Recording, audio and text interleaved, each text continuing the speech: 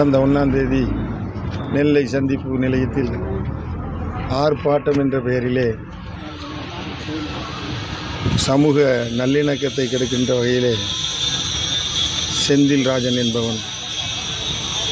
அதாவது முக்குளத்து சமுதாயம்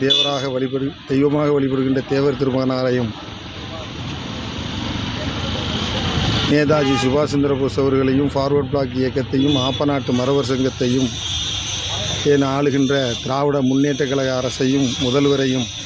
விமர்சித்தும் இதுவரை எந்த கைது நடவடிக்கையும் எடுக்காதவருடைய மர்மம் என்ன என்று தெரியாத காலகட்டத்தில்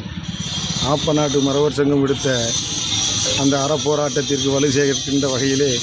அகில இந்திய ஃபார்வர்ட் பிளாக்கினுடைய நிர்வாகிகள் அனைவரும் இன்று இதில் கலந்து கொண்டு எங்களுடைய ஆதரவையும் அந்த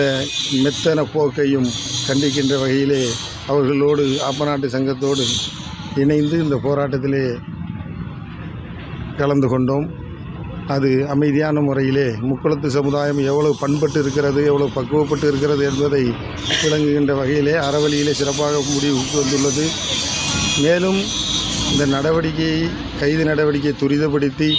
செந்தில் ராஜனை கைது செய்து தேச பாதுகாப்பு சட்டத்தில் கைது செய்யவில்லை என்றால்